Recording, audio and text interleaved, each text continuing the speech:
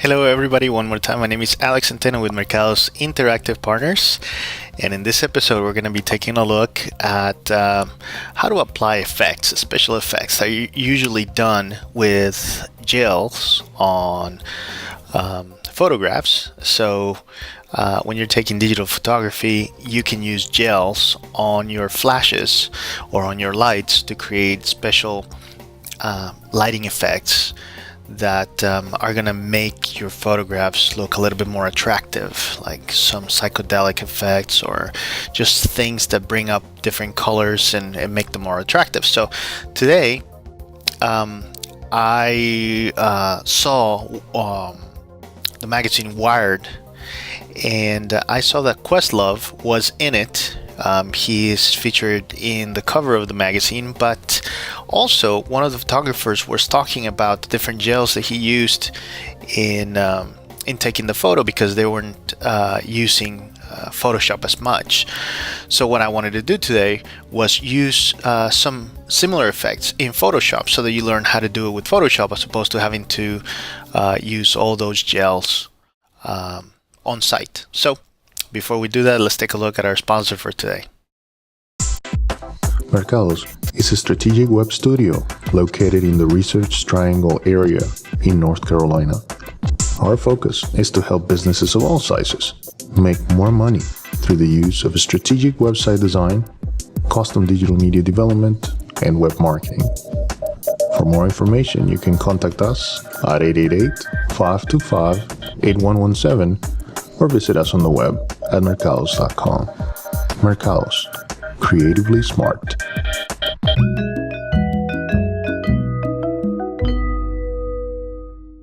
All right, so here we are in Photoshop. Let me just go ahead and close this, put it right here so that it makes our environment a little bit better here.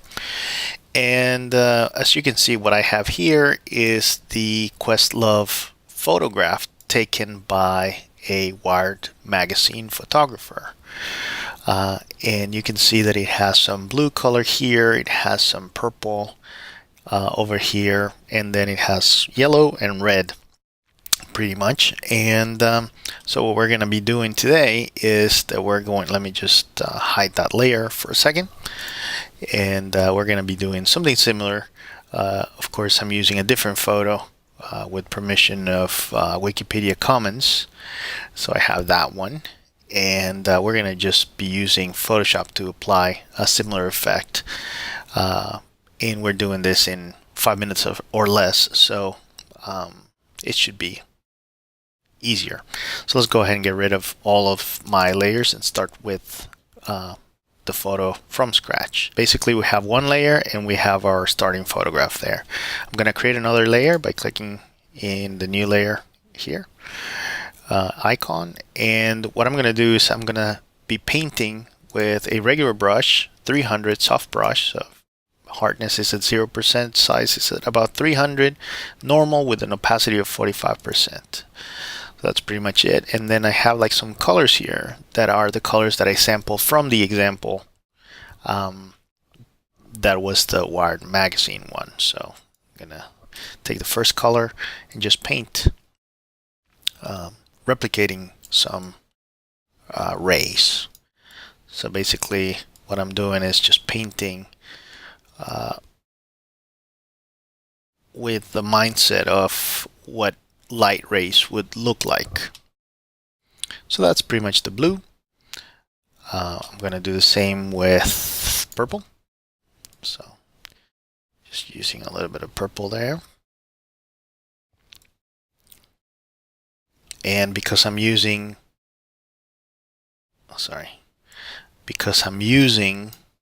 here 45% opacity, then you can see that sometimes I need to use more than one pass to make the color a little bit more evident.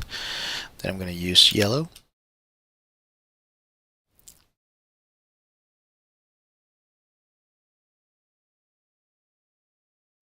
And finally, I'm going to use red.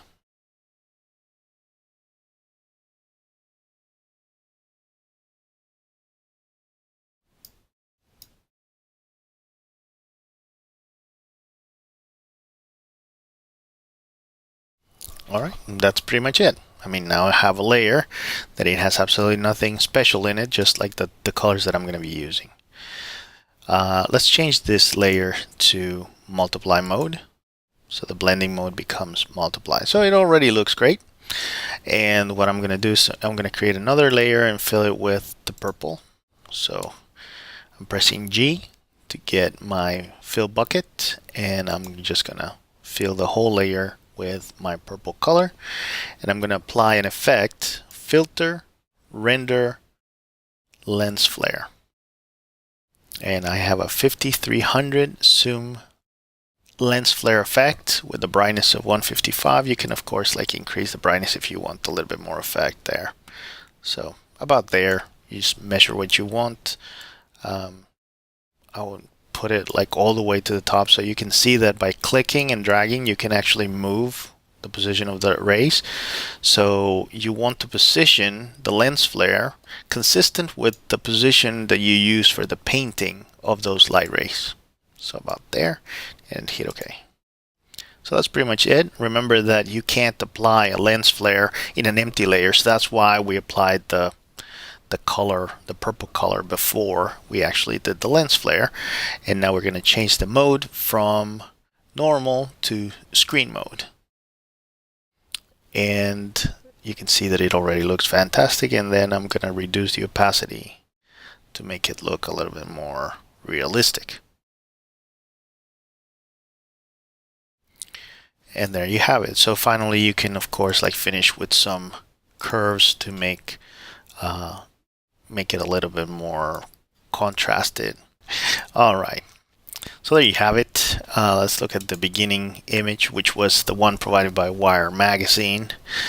And as you can see, it looks great. It really looks really nice. The fact that they used gels makes it like really original. But if for whatever reason you couldn't have the gels in place, you could always come back to use something similar, maybe an effect that is somewhat similar. And the other thing is that you can experiment with not just multiply, but you can experiment with the different blending modes just to get like different effects. One thing that of course you can't do once you're using your gels. In other words, the gel effect on your flashes and your lights, they're going to give you a specific effect, and then you're kind of married to that effect. So sometimes, although it's a good thing to do things on set, especially because of the organic nature of the photography, also I wouldn't just completely get rid of the notion that Photoshop is a great tool to use, especially for creative purposes, as opposed to just like being creative and on set and then you're married to whatever idea that was at the time.